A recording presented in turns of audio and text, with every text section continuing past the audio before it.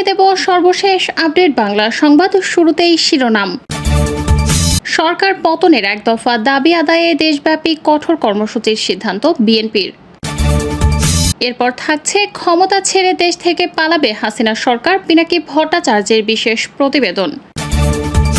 সবশেষে দেখবেন নির্বাচন পরবর্তী নিষেধাজ্ঞা নিয়ে যে পথে হাঁটছে মার্কিন যুক্তরাষ্ট্র, আন্তর্জাতিক আদালতে হাসিনার বিচার। এতক্ষণ শুনছিলেন সংবাদ শিরোনাম, এখন থাকছে বিস্তারিত। এবার রিজার্ভ পাচার নিয়ে হাসিনা সরকারকে কড়া বার্তা দিয়েছে মার্কিন স্টেট ডিপার্টমেন্ট। নির্বাচিত কর্মকর্তারা যাতে বাংলাদেশের দুর্নীতির বিষয়ে দেশের আইন মেনে চলেন তা নিশ্চিত করতে সরকারকে আহ্বান জানিয়েছে যুক্তরাষ্ট্র।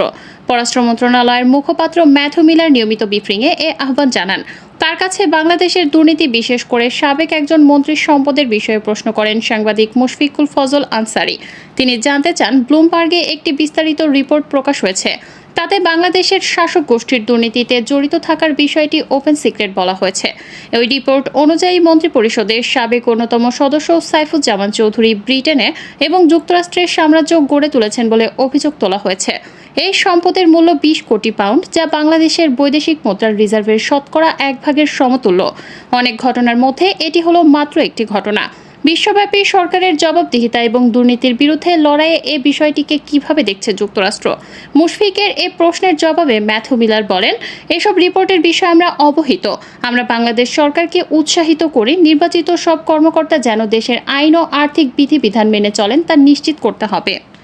বাংলাদেশ সরকারের প্রতি বিক্ষোভ দমনে অতিরিক্ত শক্তি প্রয়োগ বন্ধের আহ্বান জানিয়েছে Robert F Kennedy human rights সহ 8 আন্তর্জাতিক মানবাধিকার সংগঠন। এক বিবৃতিতে সংগঠনগুলো বাংলাদেশের চলমান বিএনপি সহ বিরোধী দলগুলোর আন্দোলন ও বিক্ষোভের সহিংসতা এবং গ্রেপ্তার নিয়ে গভীর উদ্বেগ প্রকাশ করে।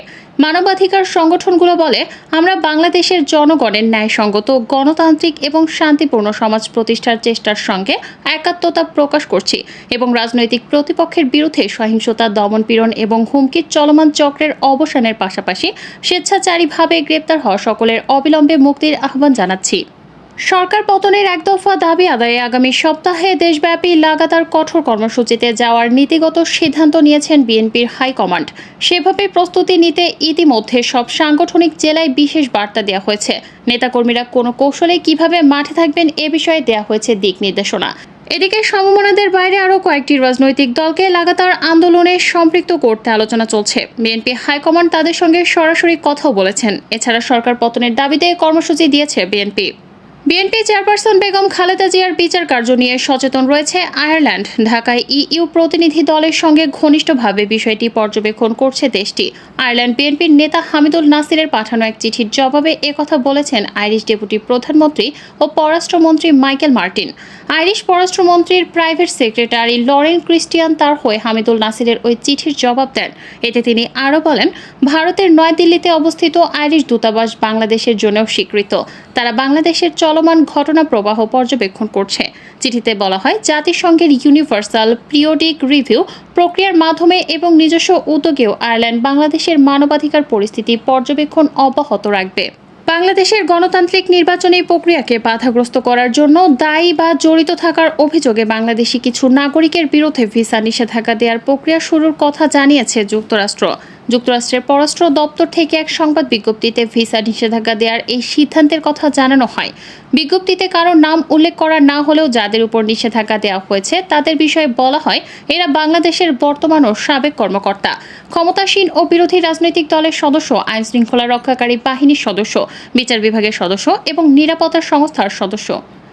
টাইমস অব ইন্ডিয়ার সম্পাদকীয় বলা হয়েছে, বাংলাদেশে বিরোধী দলের অনেক নেতাকে জেলে পাঠানো হচ্ছে। একটি বড় দলের বিরুদ্ধে নিষেধাজ্ঞা বহাল আছে। বাংলাদেশের সবচেয়ে বড় ইসলামপন্থী দল জামায়াতে ইসলামীকে নির্বাচনে প্রতিদ্বন্দ্বিতা করার বিষয়ে আগের নিষেধাজ্ঞা বহাল রেখেছে শীর্ষ আদালত।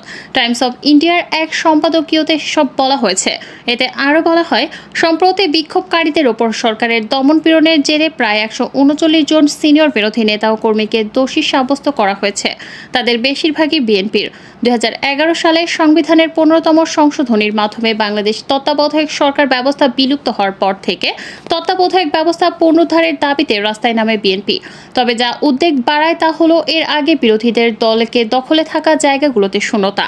মূলধারার বিরোধী দলগুলোকে প্রান্তিক পর্যায়ে নিয়ে যাওয়ার অর্থ হবে বাংলাদেশের রাজনীতিতে উগ্রপন্থীদের পথ করে দেয়া।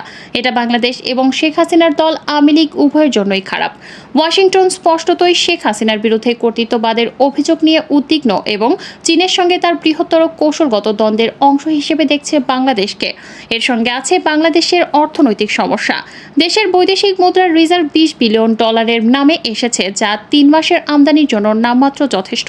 সেপ্টেম্বরে মুদ্রাস্ফীতি শতকরা 9.6% ছুঁয়েছে। তাই শেখ হাসিনার ওপর বহুবিধ চাপ তৈরি হচ্ছে।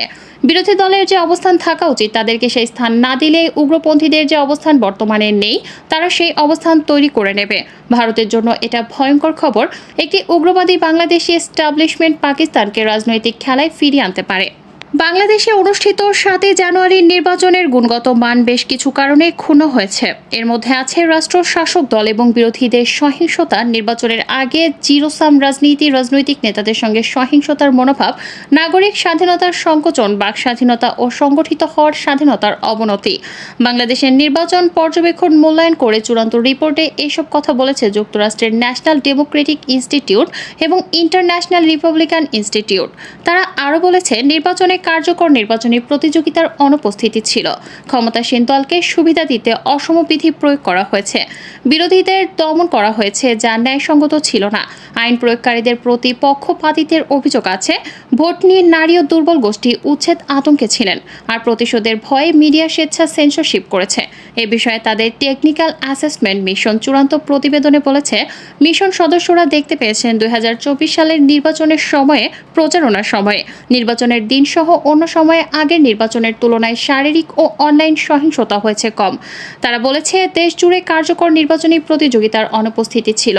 দ্বিতীয়ত, নিরাপত্তায় সরকারের বাড়তি নজর ছিল। এনডিআইয়ের এশিয়া প্যাসিফিক অঞ্চলের আঞ্চলিক পরিচালক মনোপ্রীত সিং আনন্দ বলেছেন, এই প্রতিবেদন ভবিষ্যতে বাংলাদেশে আরও শান্তিপূর্ণ নির্বাচনের একটি মূল্যবান রোডম্যাপ হিসেবে অবদান রাখবে। অহিংস রাজনৈতিক পরিবেশ গড়ে তোলার লক্ষ্যে রাজনৈতিক দল, সরকার এবং নাগরিক সমাজ সহ সামাজিক রাজনৈতিক পরিমণ্ডলের নেতাদের নির্বাচনী রাজনীতির নিয়ম অনুশীলন ও আইন সংস্কার করার প্রয়োজন আছে। এ বিষয়ে তাদের চূড়ান্ত প্রতিবেদন প্রকাশ করেছে নিজস্ব ওয়েবসাইটে। এতে বলা হয়, এনডিআই এবং আইআরআই সারা বিশ্বে নির্বাচনী প্রক্রিয়াগুলোকে নিরীক্ষণের জন্য পর্যবেক্ষক ও কারিগরি বিশ্লেষক দল নিয়োগ করে। আরও অন্তর্ভুক্তিমূলক, স্বচ্ছ, জবাবদিহিমূলক ও শান্তিপূর্ণ নির্বাচন অনুষ্ঠানের জন্য সুপারিশ করে। এতে বলা হয়, বাংলাদেশের সংসদ নির্বাচনের আগে 8 থেকে 11 অক্টোবর আইআরআই এবং এনডিআই একটি প্রাক নির্বাচনী মূল্যায়ন সম্পন্ন করেছে। এই দলের সদস্য ছিলেন আইআরআইয়ের কো-চেয়ার বনি গ্লিক, এনডিআই কো-চেয়ার সাবেক ডেপুটি ইউএসআইডি প্রশাসক